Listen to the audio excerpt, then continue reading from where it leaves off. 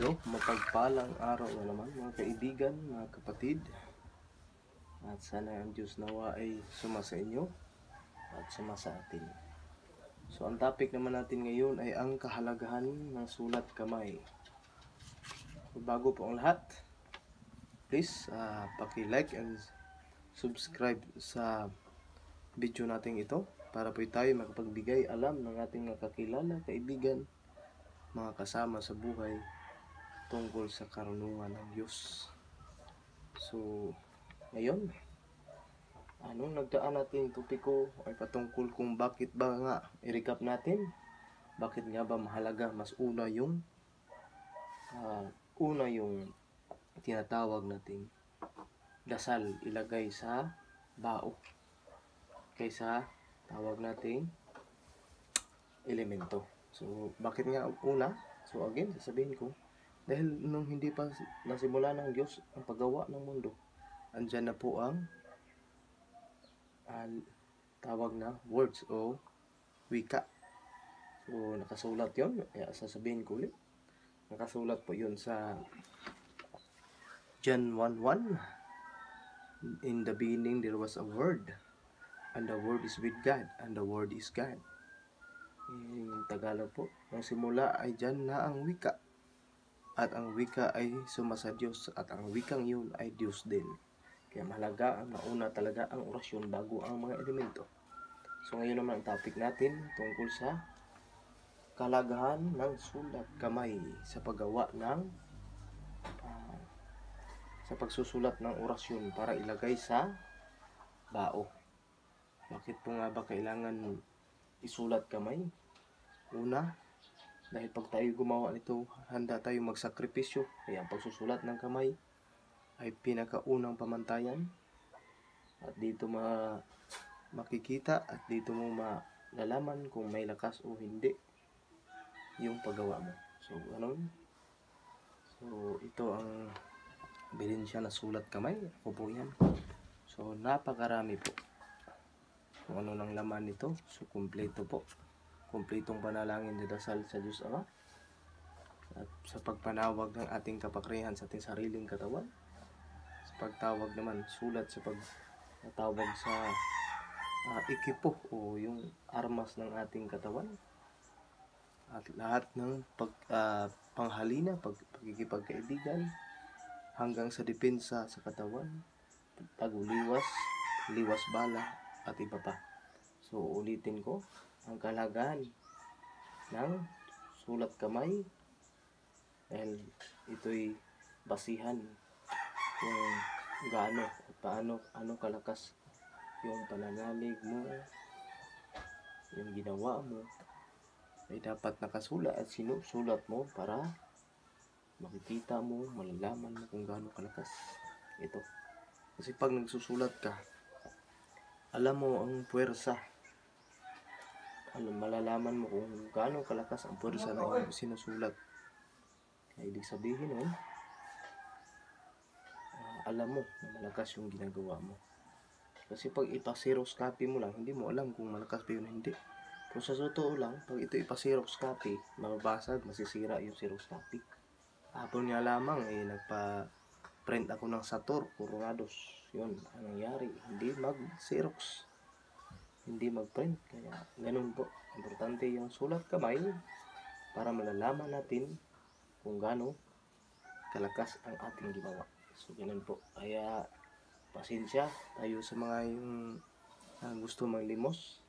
Hindi po tila magic lang na pag sinabi mong maglimos ka, kinabukasan ipadala ko agad. Pasensya po kasi meron pa tayong ginagawang ritual at kailangan ko pa yung pangalan mo para po isama natin sa ritual sa dasal. Para yung bao ay talagang didepensa sa iyo. Sasama sa iyo ang mga elemento. Ganun po yun. So yan. At ako'y nauhaw. Kailangan natin uminom. So, ganun mga kapatid, ganun ka-importante ang dapat ang orasyon, lahat na ilagay na orasyon sa loob ng bao ay dapat ito ay nakasulat sa kamay. Depende din sa iba, kaya mahanga ako sa iba na hindi na sinusulat. Pero para sa akin po, mas maigi sinusulat natin para malaman natin kung gaano o ano yung pwersa.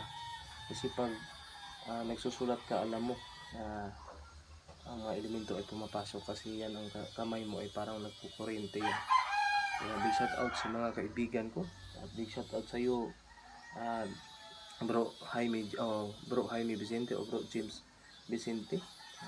Ikaw ay magandang tularan dahil ikaw ay nananalig sa Sator Coronados at sa lahat ng uri ng Sator, at ikaw ay perfectong gumawa nito dahil sa tulong ng Ama sa iyo. Kaya big shout out. Ito naman kaibigan mo si Tenet. Lang po, yun lang. Bakit kailangan natin ang kalagahan ng sulat kamay? Dahil doon ang basihan para malaman natin kung gaano kalakas yung ating ginawa. Yan. Ibig sabihin, handa tayong magsakripisyo para sa ating gagawin. So, bago yan, ipasyal ko kayo sa aking mga gamit. Yan.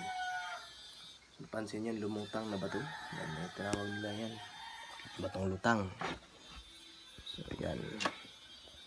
So, ito po yun. Masulat kamay natin.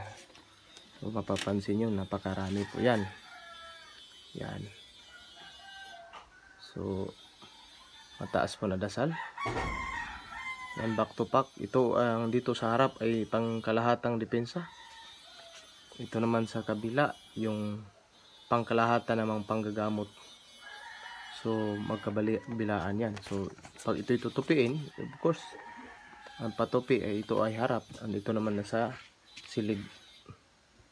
So ganun lang. So yan, recap natin. Ito yung bao, sisidlan ko pa yan. So yan ang forma. Pero lagyan natin yan ng dasal. Yan, so hindi pa gawa. So sa Biyernes pa natin ito matapos. Hindi tayo makapag-ritual ngayon kasi Martes pa tapos, hindi pa tapos. Madami pang gustong magkaroon. Yan, meron ding nag-order ng maliit kaya yan. So hindi pa natin yan natapos, pero yan. Pinasamahan na tayo ng banal. Yan, papansin nyo. Sa mga third eye dyan, so chat kayo. Ano yung nakikita nyo dyan sa altar ko. So yan.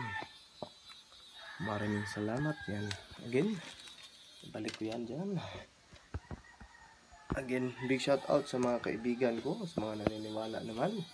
Yan, sa atin. Sa Panginoon. Magbalik loob lang tayo sa Panginoon. Kasi importante talaga ang pagpaniniwala, pananalig natin sa Diyos Ama. Yan. Lagi ko sinasabi, kung gusto nyo makakaroon na ng ganitong bagay, manalig lang kayo at hanapin nyo ang Panginoon nyo para ito lahat ng ito ay maidagdag sa iyo.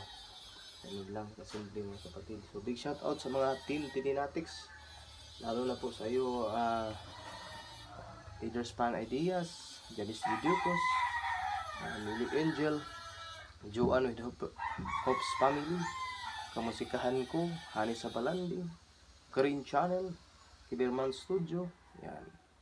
At Ilocanang Hilaw, Abigail, yan, Rowena OFW Vlog, Ate Sandra Ayhon, Mercy Garcia Creation, Jeneline Estorco, Tempo Yater, Special Sabic, Lane TG with Premier of Becoming Norwegian, at sa iba pang kaibigan ko, Bossy Marita, Chona Chang, yan, Ate Ann ng Japan.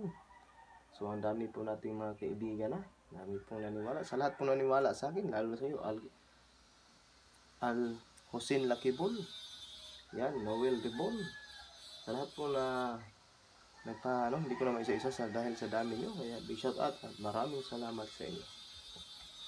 So yan po, again, paalala ko lang ulit, manalig lang po tayo. Ayan, tayo na tutong tumawag sa kanya dahil siya lang may alam.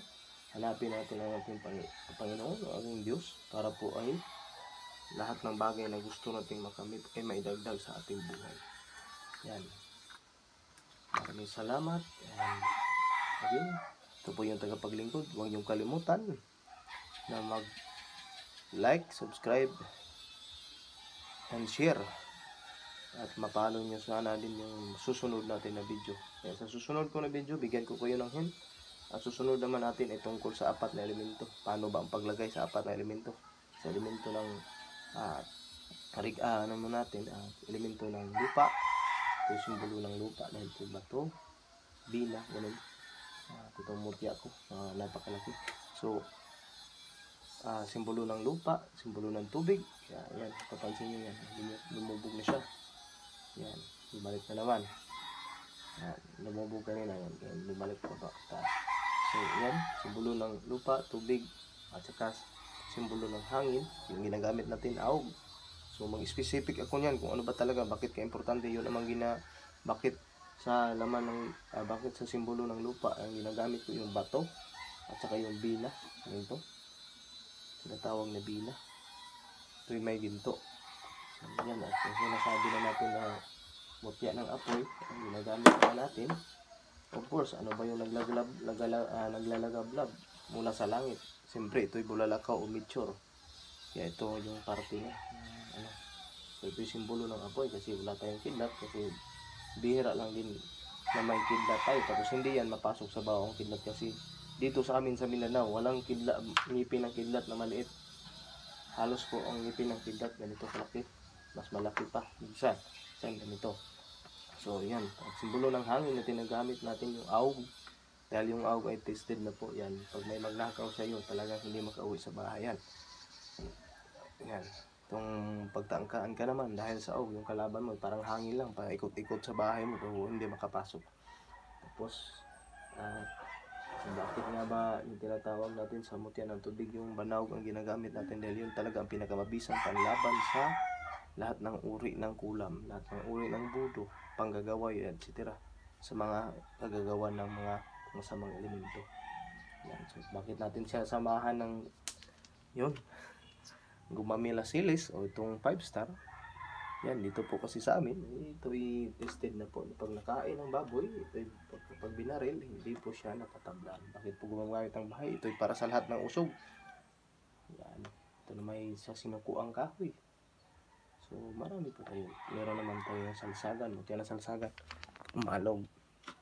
So, ganyan po. Again, dami pang suspended. Sibukaw na baging. Ito na may sibukaw na kahoy. So, marami po tayong pwedeng basta yan lang. Mag-PM lang kayo. Yung channel ko sa YouTube at saka Facebook, the same lang ang pangalan. Yan. So, kayo na bahala mag-PM sa akin. Yan. Huwag lang sana tayong apurado. Alam mo naman yan. Sinusulat ko. So, kalahating araw po, 3 lang ang nagawa ko. So, ibig sabihin, kung makagawa pa ko ng 3, 6 lang. Mamaya, so, dadagdagan ko pa yan sa Biyernes. So, ganun. Maraming salamat. And again, thank you po. Sana po ma-share nyo ang video kong ito para po ay makatulong tayo sa ating kapwa. Yan. Alisin natin yung inggit. Alisin natin yung mga nanakit natin sa ating kapwa. Ipasa Diyos natin ang lahat nating dinadanas. Yan, maraming salamat. And big shout out.